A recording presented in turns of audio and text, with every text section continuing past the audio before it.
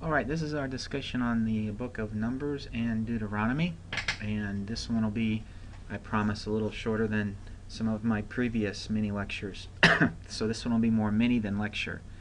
Um, what we've seen so far in Israel is a lot of complaining.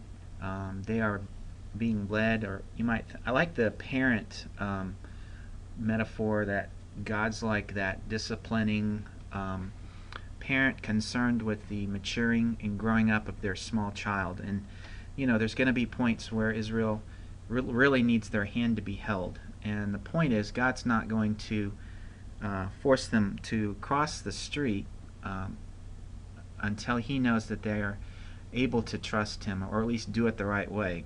Any parent knows this about child raising. You want your child to grow up, and you're developing your child to the point where they are basically launched on their own, to be independent but yet still dependent, but yet with the ability to make good navigational decisions. So we have this history with God and Israel in the early chapters, and the book of Numbers and Deuteronomy helps us to understand a significant fork in the road with regards to Israel's spiritual development. And here's our deep thought picture that helps us to remember the primary theological high point of the book, and that's Israel's wilderness journey. So the significant theological high point, I would say, is in chapter 13, and you've got the spies who represent the tribes sent in to spy out the land. And in chapter 13, beginning in verse 25, you've got the spy report that comes back. What's interesting about this is, and you've got the reference there to the Amalekites, the descendants of Anak, and you've got that connection to the Nephilim. We've already talked about that. So literally there are giants in the land. However, none of that matters. What Israel knows and what they've experienced up until this time in their history is a real experience of the Lord being their rescuer and their protector. So the real question that we ask ourselves is, why are they continuing to doubt this God's ability to follow through with his end of the covenant arrangement? And there in verse 31, we would expect a verse right after that to say something like, but it doesn't matter, we're going to take the land. But instead, they give the bad report. In contrast, in verse 31, we have Caleb's report, and in verse 30, he's got the right theological response, and by all means we should go take possession of it. Surely we'll overcome the opposition or the adversity in the land. And the response of the congregation is an intense grumbling and complaining session in chapter 14, with the desire that they want to seemingly with the unanimous voice return to Egypt, where life was good. So, when you talk to your congregations, your Sunday school classes, and your youth groups, this is a great chapter, or a couple chapters here, that illustrates, when we complain about God's plan A for our life, and we, look for plan B, and sometimes when we're in a situation where we're not doing what God's will is, and we dig for ourselves a hole, it's just interesting how God at this stage allows Israel to live in the hole for a while. The idea of living in the hole is that we have to live with the consequences of our decisions for a time, and even that becomes the means by which God, tests us. That is, authenticating our faith, or confirming the faith that He desires in us through the refining process, which requires sometimes it requires the experience of hardship and difficulty, and as C.S. Lewis wrote, pain is God's megaphone to get our attention. So I think that's what we're set up to think and understand from this context. And later there in chapter 14, verse 18 and 19, we have the intercession of Moses, and we saw this before, some of the same appeals that Moses makes. This was a lot of similar phrases that come from the golden calf incident in Exodus 34, verse 6. So Moses' intercession appeals to who God is and what God has promised. And on that basis, the situation continues forward, only it's going to require 40 years in the wilderness. And in verse 22 in chapter 14, we see the opposite of what it means for God to test Israel. And in the verse 22, we have it flipped. All the men who have seen my glory, my signs, which I performed in Egypt and in the wilderness, yet have put me to the test these 10 times and have not listened to my voice. So that's the antithesis of covenant fidelity or faith. Is when anybody tests God, it's a statement of their inability to trust Him or their lack of faith. So now we're ready for my favorite book of the Old Testament, Deuteronomy. Deutero on me. Deutero is the Latin for two. So we've got the second law, which is really a bit misleading. It's not really the second law, but it's a continuation, you might say an ongoing continuation of the first law, which is the only law. So it's a covenant relationship. Moses continues to instruct Israel in preparation for the what next, and that's the promised land. So the book of Deuteronomy is going to be that theological capstone of his literal Torah or Yara teaching or instruction for this new nation. And this is, of course, after the classroom experience of 40 years. So one might say that this has been an extended classroom a session for Israel, but yet Deuteronomy may be thought of as like the final exam or that last exam before they're launched and are going to take the land in fulfillment, or at least for a time fulfillment of the Abrahamic promise, right? In the Abrahamic covenant, the promise of land. So just some general comments about the book. It's like the book of Deuteronomy is like the book of Romans for the Old Testament. You have to understand Deuteronomy. It's foundational for so much of what we're going to see in the rest of the history books that map out Israel's history. The foundational theological truths are found in the book of Deuteronomy. So, in fact, Jesus and Paul quote the book of Deuteronomy more than any other book. And really, it represents the last series of sermons that Moses is leaving with Israel. It's really preaching or teaching / preaching. And if you read Deuteronomy, read it out loud and make it sound like you're preaching. You'll hear a preacher when you read the book of Deuteronomy out loud. I give you a few comments here about the composition of the Pentateuch. We talked a little bit about this earlier, but when I look at like probably 4 stages. This comes from Rethinking Genesis, the book by Dr. Dwayne Garrett. Certainly there would have been an oral stage with regards to the early traditions. Those would have been written down at some point, possibly, and before Moses comes on the scene as an educated, as having been educated in Egypt, he's the one who takes it all, probably combination, and writes it down with regards to being the authoritative account of Israel's historical and theological history or relationship with God. And then finally the post-Moses final last chapter there in Deuteronomy we'll see in chapter 34, which is an account of his death, but also gives more than that. It's a kind of like a tribute, probably written by Joshua or a scribe of Joshua as a fitting tribute to the author of the Pentateuch, and that's Moses. What's interesting about the book of Deuteronomy as well is its structure. So if you're writing a paper, you would use a first level subhead to set off each major section of your paper for any basically your basic 8 to 10 page research paper. And what's interesting about the structure of Deuteronomy is how it compares to what we call second millennium, or those treaty documents that we find that are between the years of 1000 to 2000 BC. And if we look, the history of, if you look at the ancient evidence, you'll see that they're basically structured and they all look the same. The preamble, every treaty document would have a historical introduction or summary. You'd have the longest section, which would be the stipulations, the do's and don'ts.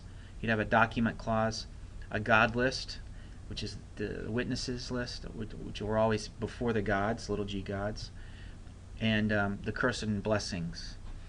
Now, what's interesting about Deuteronomy is how it is structured to follow a similar structure as the second millennium BC Hittite treaty documents. Deuteronomy has a preamble in chapter 1. The rest of chapter 1 through chapter 4 follows the historical prologue idea. Then you've got the longest section, chapters 5 through roughly chapter 26, is the stipulations. One chapter that forms the document clause. And then you finally have a curse blessings list at chapter 28 and a couple songs. And then the final chapter there at the end, which is extra. And then what's missing in the book of Deuteronomy is the God list. Of course, we all know why, is that it's assumed Israel is in covenant relationship to an audience of one. So for as a positive argument for Mosaic authorship, Moses would have been operating during this time period, that is the second millennium BC. So what he does here fits really well in with what we see here. And there are other treaty examples in the ancient world that are not second millennium BC treaties, and this one lines up with the ones that are older. So that fits Mosaic authorship really well. I'd say generally that the book of Deuteronomy and the laws that it contains are largely focusing on specifics with regards to Israel in the land, certain things that they're going to do and need to do, and in a way that's separate or different than the pagans that are there. So it's again, Israel's Segulah status that was established in Exodus 19, 1 through 5, where God declares Israel his Segulah, or special treasure. Deuteronomy is the capstone of all the instruction that Israel receives that basically gives them the how-tos of how to maintain and put feet to that Segulah status, to be a kingdom of priests and a holy nation. So you see the Ten Commandments there repeated in chapter 5. There in verse 1, Moses summons Israel and says, "Hear, O Israel." That's the Shema. We're going to see that in chapter 6, verse 4 here pretty soon. But listen to these, or hear. The word hear, or Shema, a Hebrew word for Shema, is a command. It's in the command form, and it's the same word that means obey. One word in Hebrew means both hear and obey. So there's no disconnect between ear, or the hearing function, and the heart, or the obedience function. Hear those statutes and the ordinances which I'm speaking today in your hearing, that you may learn them and observe them carefully. So you see a lot of those words repeated throughout the entire corpus of Deuteronomy to refer to basically all that Moses is instructing Israel. Just a few words here on the probably the most important verse in Jewish life. Most Jews would understand and be able to even repeat to you the Shema there in chapter 6, verse 4. Hear, O Israel, the Lord is our God, the Lord is one. And so this is the call to exclusive loyalty.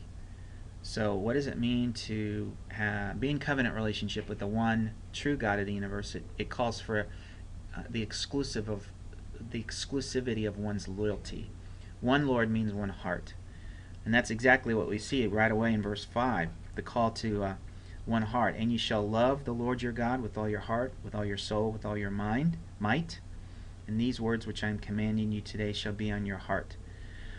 The word love there is an interesting word. In the ancient world, you have kings who are in covenant relationship that would write to each other, and would you'd have the vassal king would say something like, "I love you, king." What he was saying was not some wishy-gushy, warm and fuzzy feeling towards king, but he would be saying love means loyalty. Love means loyalty. So it's a declaration. When you say to someone, "I love you," it's a declaration of one's loyalty. And I may have said the story before about, when I proposed to my wife, the first time I told her that I love her was on the day that I asked her to marry me. And that's a point that I will talk to youth about and make sure that they, I think, I challenge people to have high standards for the word love, because you love ice cream, you love your dog, you love riding roller coasters. But when love means something in the context of a covenant relationship, you can only mean it when you are committed to that person, when you're committed to marrying. So that's just a little for free there if you want to use that in your congregations and Sunday school classes. But it's really important, the parental role. How important was it for parents in the in the Old Testament context for Israel? They're the primary instructors, so they're an extension of Moses in terms of instructing their children, your sons and your daughters. Teach them diligently, in verse 7. Talk about them when you sit in your house, when you walk, by the way, and when you lie down and when you rise up. In the totality of life, every jot and tittle can be an instructional opportunity. So you younger parents with younger children, this is a great exhortation for them. And it ought to be involved in the decor of your homes and what you wear, verses 8 and 9. And Moses lays it all out with regards to the potential threat there in verses 10 through 12. So when you get into the land and you have your opportunity to start experiencing the blessings of God, moving into houses you didn't build, you don't have to dig cisterns, use the ones that are there. Trees, fruit trees, olive groves, all the things that are there, vineyards, those things are already planted. You didn't have to even work for those things. Notice the blessings that come. The threat is, when life is good, verse 12, watch yourself lest you forget Yahweh who brought you from the land of Egypt, from the house of slavery. And of course, part of the threat of forgetting the Lord and how you express forgetting the Lord is that you resort to paganism. In verse 14, don't follow other gods or any of the gods of the peoples who surround you, for the Lord your God is in the midst of you, is a jealous God. So we're going to see the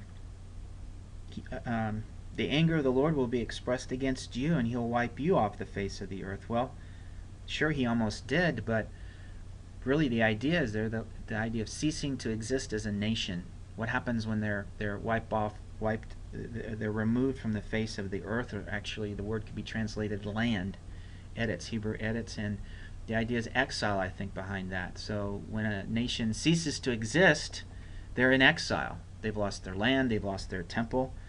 And of course that's the Moses has his prophet hat on. So part of his warning, and we'll see down the road here in Deuteronomy, that he's going to actually, as a prophet looking down the road, identify the fork in the road for Israel. There's going to be a path to the right, a path to the left. The path to the right is obedience, path to the left is disobedience, and each path leads to a different outcome for Israel. In fact, Moses gives a lot of warnings about forgetting God. So the primary threat in the Promised Land, I think I've made this point before, is just the paganism, the extreme paganism that's there. We've already seen, I've already shown you hit bits and pieces of what that looks like. Passing your children through the fires of Molech.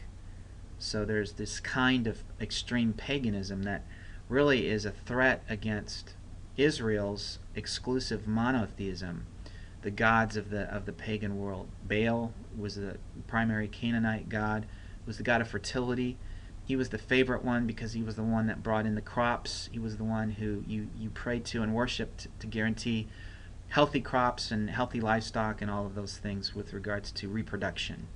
But in chapter 7, verse 1, you've got all of the pagan people groups listed that are in the Promised Land. Of course, they're all greater and stronger than Israel. Verse 2, notice the promise. When Yahweh, your God, shall deliver them before you, you shall utterly defeat them, and you shall utterly destroy them. You'll make no covenant with them, or show no favor to them. So, utterly destroy there, I think, is a harsh word, but it largely has everything to do with driving them out. So they, as pagan nations, formerly known as Girgashites, Hittites, Canaanites, Perizzites, Hivites, Jebusites, they'll cease to exist as a nation. They'll lose their land. They'll be driven out from the Promised Land. So that's the idea of ceasing to exist there, destroying. And there's warnings about the influence. It's so subtle. Don't intermarry with them. Don't give your daughters to their sons, or take their daughters for your sons. And when you get to their towns after you win the battle, what are you supposed to do with the residual leftovers of Pagansville? Verse 5, tear down their altars, smash their sacred pillars, hew down their asherim, burn their graven images with fire. Why? We get back to the idea right here. Who are they? Moses reminds them, and he reminds them of what he had said, what God had said to them at Mount Sinai in chapter 19, verse 5, I believe, verse 4 and 5. For you are a holy people to the Lord your God. The Lord your God, verse 6, has chosen you to be, and here we go again, his special segulah out of all the peoples who are on the face of the earth. So part of this sting, I guess, if you're Richard Dawkins, is taken out of this equation if you understand that what's at stake is God's special, most valued, prized possession. So if I come home from work and I'm I open the door and I see some stranger holding a knife threatening my wife and my daughter, I don't ask questions. My most valued and prized, loved possession, I'm not going to allow someone to harm or threaten. They're going down. I don't even ask questions. I've got 2 lethal weapons registered in the state of Texas, and those are, I'm just kidding, my hands. I don't have a gun in my house, but maybe I will someday because I live in Texas. At least I drive a Ford F-150, so that's good. So the specialness, the uniqueness of Israel's relationship is to be maintained as a holy nation, as a prized segulah. So God is against paganism for that reason, and he's against paganism because it devalues that image of God bearing quality. And anybody who's a pagan, who's serious about paganism, is rebelling against that. No matter what country they live in or what color of their skin, that's the image of God is stamped onto every human being. So it's kind of like we go back to the parent illustration. If you're a parent and you're fiercely devoted to your children, and you're not going to let them cross the street alone for fear of being hurt or even potentially killed, harmed in some way. You're going to protect them because of your commitment to them. But on the other hand, your love for your children, you're intensely committed to their spiritual development, with their idea of them maturing and growing up. The combination of those two things is what we see played out in the book of Deuteronomy. Moses is setting this out for them, helping them understand. Now what's interesting is he's going to give a little theological reflection on that wilderness experience. In chapter 8, this is one of my favorite places in all of Scripture because it really, I think, illustrates well, and it helps people understand the proper balance between the God of the Old and New Testament, the God of grace and love with the God of, you might say, tough love. And it shows up here in Deuteronomy chapter 8. So in his charge to continue to be careful to do in verse 1 in chapter 8, all so that you may live, and that's the idea of the blessing of covenant relationship, and multiply and carry out your image of God bearing commands, that multiplication idea. Go in and possess the land, the fulfillment of the promise to Abraham, which the Lord swore to give to your fathers. You shall remember, not forget, all the way which Yahweh your God has led you in the wilderness these 40 years. Well, that's interesting. I thought the wilderness experience for Israel was miserable and yuck and evidence of the mean, vindictive God of the Old Testament. But notice this. Some of you might want to use this passage in the papers that you'll be writing for me down the road if you take me in the spring. He led you in the wilderness these 40 years. Notice the leading. There's evidence of grace. There's the balance of grace and tough love here. He led you in the wilderness these 40 years, pillar of light, cloud by day, that he might humble you, to test you. That's the idea of refinement. So that's why he did it. Refinement. What is he refining? Faith, trust. To know what was in your heart, that is, that authentication idea. So it's kind of a both and, both authentication as well as refinement. Whether you would keep his commandments or not. And he Notice this, capital H. He humbled you and let you be hungry. That's kind of mean. No, that's what good parents do when their kids are rebelling. When they're in a state of rebellion, their parents will put them in timeout or take away privileges. He fed you with manna. So notice he let them be hungry, but he also fed them. The balance there, and that it is manna which you did not know, your fathers did not know, that he might make you understand. And here's the quote that Jesus quotes in his wilderness experience in Matthew 4:4, that man should not live by bread alone, but by every word that proceeds out of the mouth of the Lord. That's the dependence, that's the trust, that's the faith. So guess what wilderness experiences do and accomplish? It drives us to our knees. It strips away our distractions and allows us to develop a deeper faith and trust in the Lord. Notice the provision, verse 4, your clothing and your didn't wear out, your feet didn't swell. Thus you are to know in your heart that the Lord your God was, here's the tough love, verse 5, disciplining you just as a man, or you might say a husband, a father disciplines his son. So that fatherly or that parental role here comes through. So that's the thing that Richard Dawkins doesn't get, is that God is a fiercely committed parent. What is he fiercely committed to? The love, the well-being and the blessing of his most valued and prized possession, his segulah, it's Israel.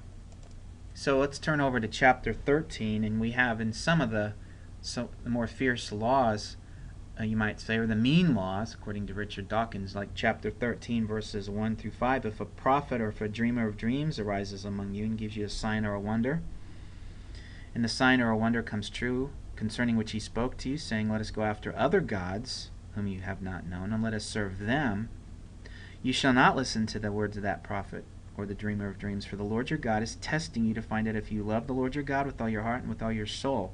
You shall follow the Lord your God and fear him, and you shall keep his commandments, listen to his voice, and serve him and cling to him. But the prophet or the dreamer of dreams shall be put to death. So there's a series of capital offense laws in the Old Testament. Any civilized culture is going to have laws of capital offense. And in this case, we're going to have references later in Deuteronomy of how capital offense laws were applied if they were executed.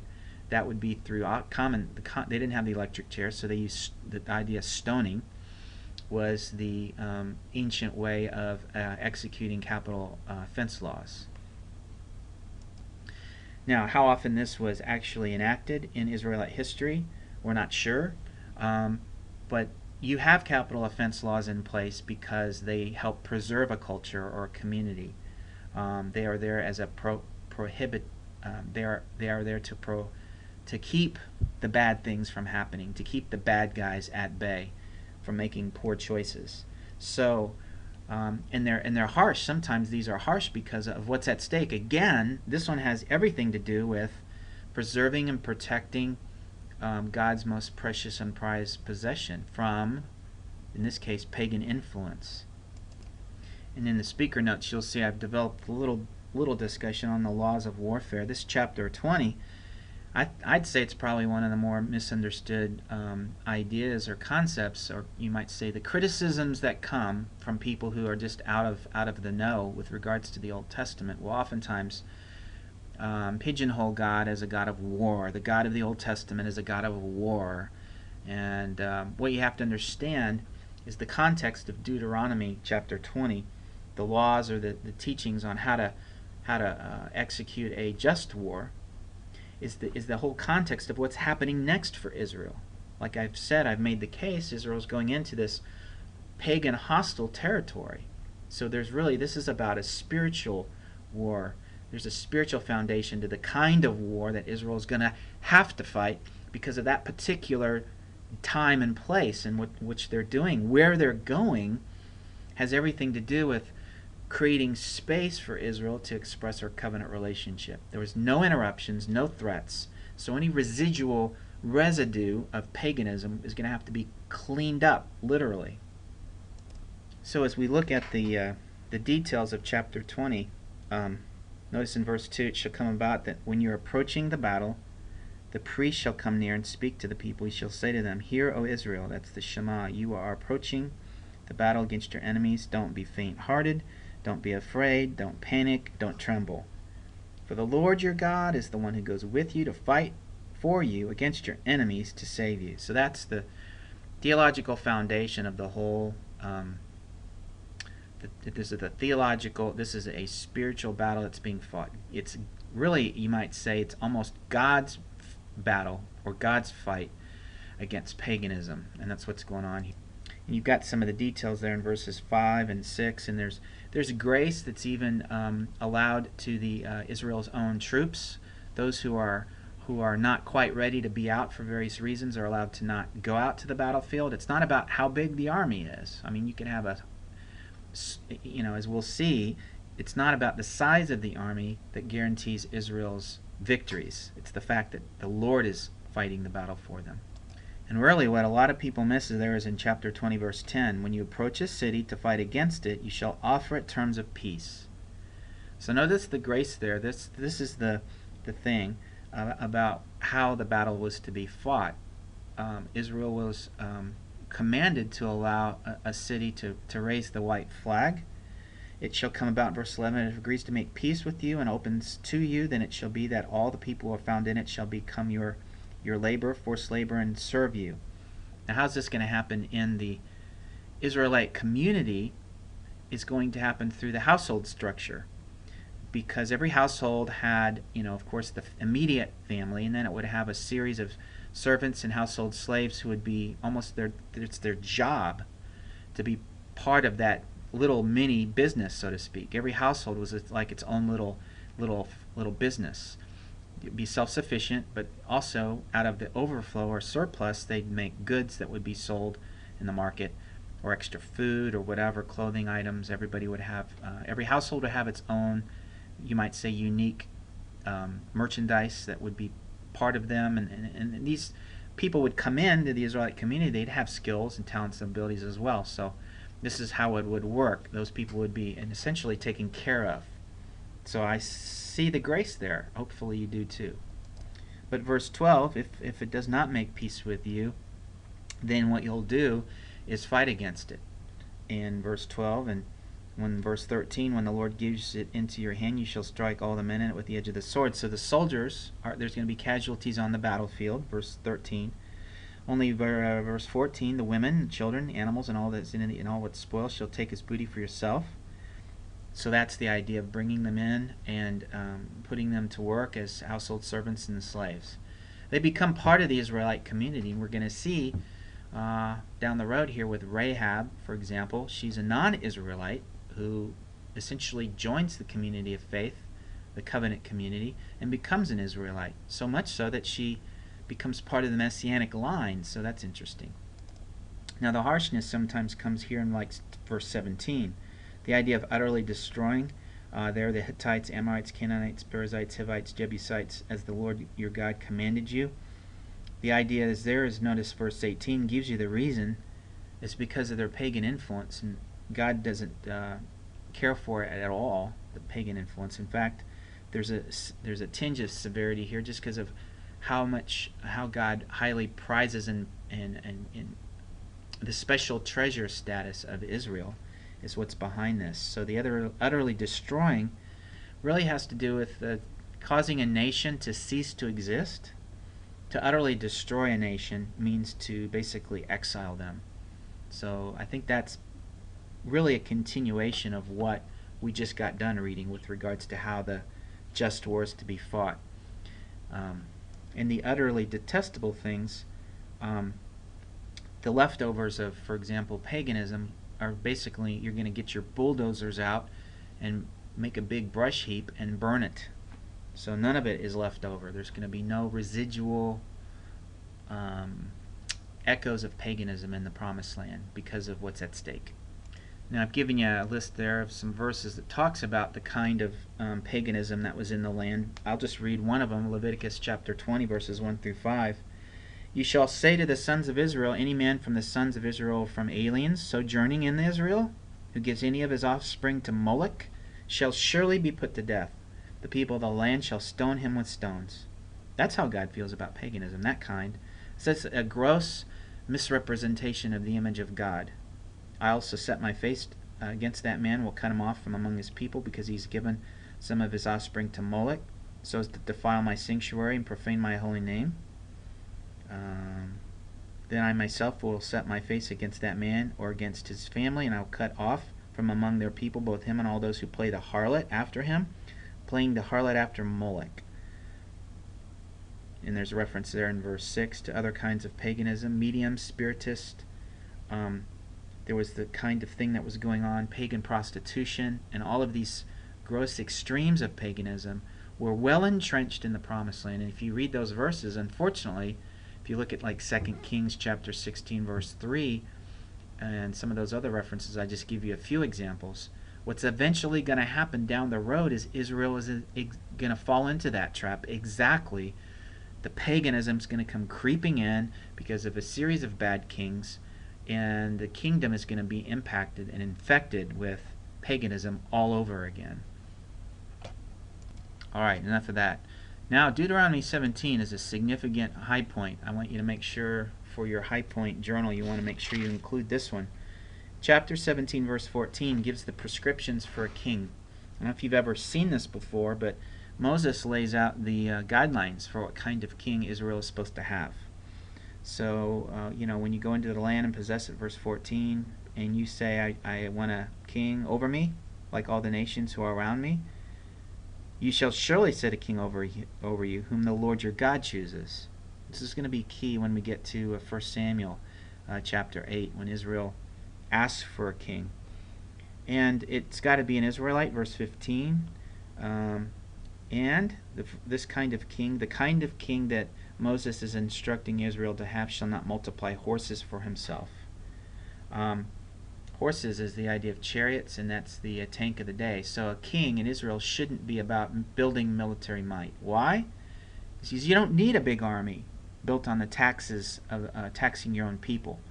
You have the Lord to fight the battles for you. Alright, so that's verse 16. So verse 17, you shall neither multiply wives for himself, lest his heart turn away. When you, the idea I think behind a multiplication of wives is that every time kings would enter into covenant agreement with one another, there'd be an exchange of women, sometimes daughters, even wives. The accumulation of wives we're going to see down the road with primarily Solomon, and we'll evaluate that when we get there. The idea of increasing, verse 17b, silver and gold. So that's the wealth idea. So far, a good king in Israel shouldn't be about building a big army, accumulating lots of gold, and accumulating lots of women, entering into all these covenant agreements with kings around. Israel is only supposed to be in a covenant relationship with one king, right? And that's Yahweh.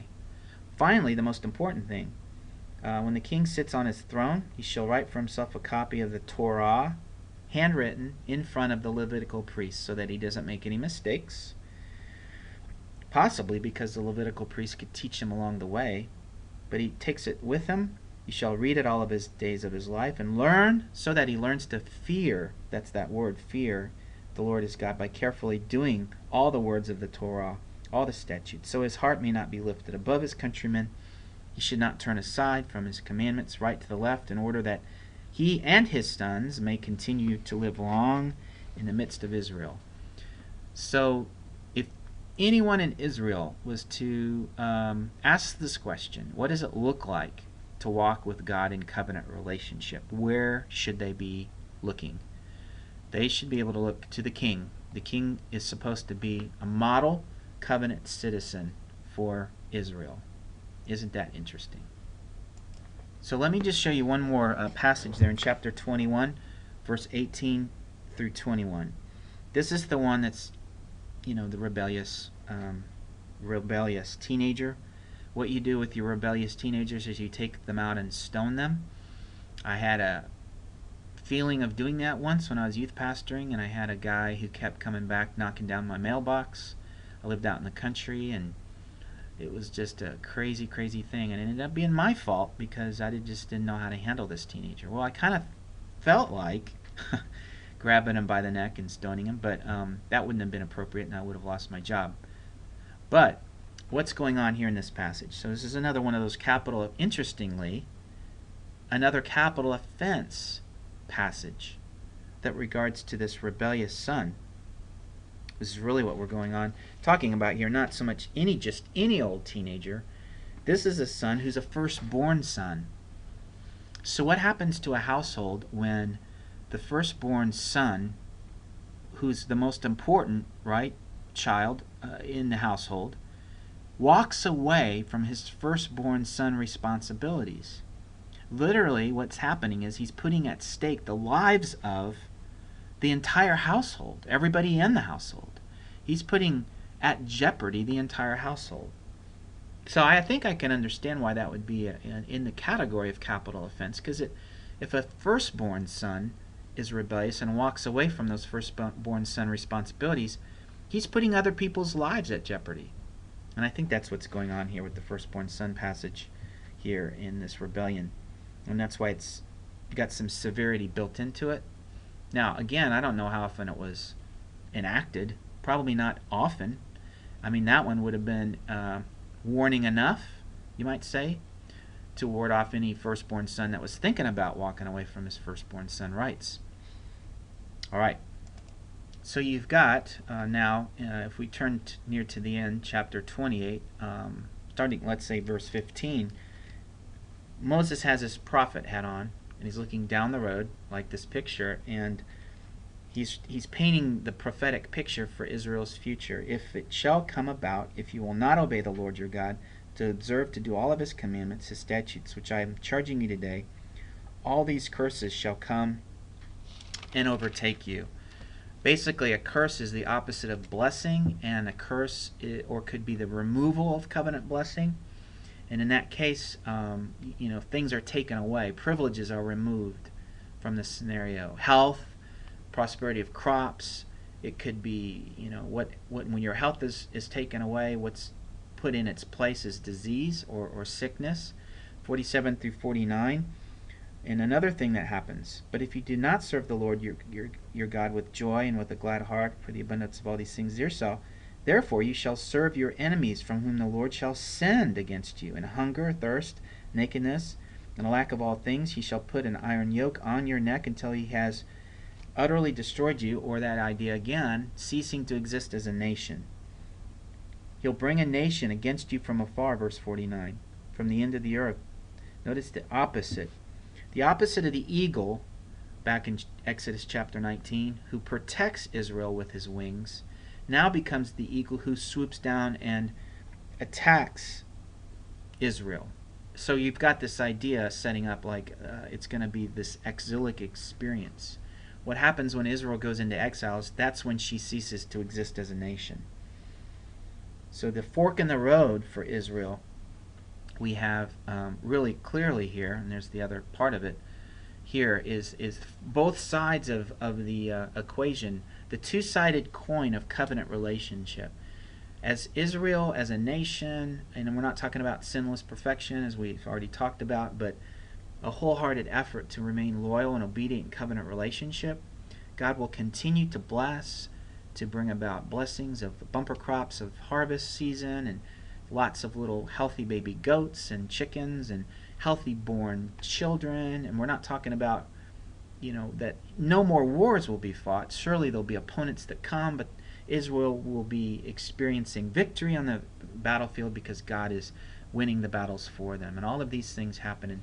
And the balance in all of this is, if Israel goes down that path of disobedience and they're in an exilic experience for a time, notice in chapter 30, verse 1, when it happens that all these things have come upon you, blessing and the curse, which I've set before you, and you call them to mind in all the nations where the Lord your God has banished you, and you return, there's the idea of repentance, return to the Lord your God and obey him with all your heart, soul, and according to all that I command you today, then Yahweh your God will restore you from captivity and have compassion on you. He'll gather you again from all the peoples where the Lord your God has scattered you. Moreover, in verse 6, what will he do? He'll give you a heart transplant. The Lord your God will circumcise your heart and the heart of your descendants to love the Lord your God with all your heart, with all your soul, in order that you may live.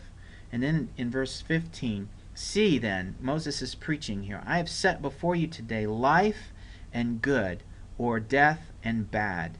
That's the Hebrew. In order that I command you today to love the Lord your God. Now we're hearing the Shema all over again from chapter 6, verse 4. So is this legalism, ball and chain Christianity? Or do you see God's glorious, gracious initiative with his people? He's like the prophet Hosea, fiercely loyal and committed to his wife. Even when she walks out of the house, goes down to the red light district, and hangs out for a while. Who finds her? Who brings her back to the house and sits her down in the kitchen, which is bare, and the large screen TV is taken off the wall, and the no more cell phones and texting, the computer's taken away, and she's sitting there, and Hosea looks at his wife and he says, I want you to be my wife. Simple. Just be my wife. So we see tough love, and all of it's wrapped into this the theology of Deuteronomy, but in such a significant way that the roadmap literally is mapped out for Israel. They have the full theology of being in the land and experiencing blessing, as well as what is it going to be when we're exiled, should we go that way, and how do we respond? Well, it's repentance time. God will remain committed to Israel. There will always be a faithful remnant that will always be around, and this part of Deuteronomy is going to be foundational for the prophetic message. When we get to it in the spring, we'll talk and see how the prophets come back to Moses, and they encourage that faithful remnant with the basic promise that, look, you're in exile, but God hasn't given up on you yet. So in chapter 34, after the Song of Moses, and another song of blessing from Moses, we have chapter 34, which is the death of Moses. And again, as a fitting tribute to the author of the Pentateuch, probably a scribe of Joshua under his supervision, and that's the end of the Pentateuch. So that's all I have to say about that. And with the chiming of the bells on my cell phone, that's the end of this lecture.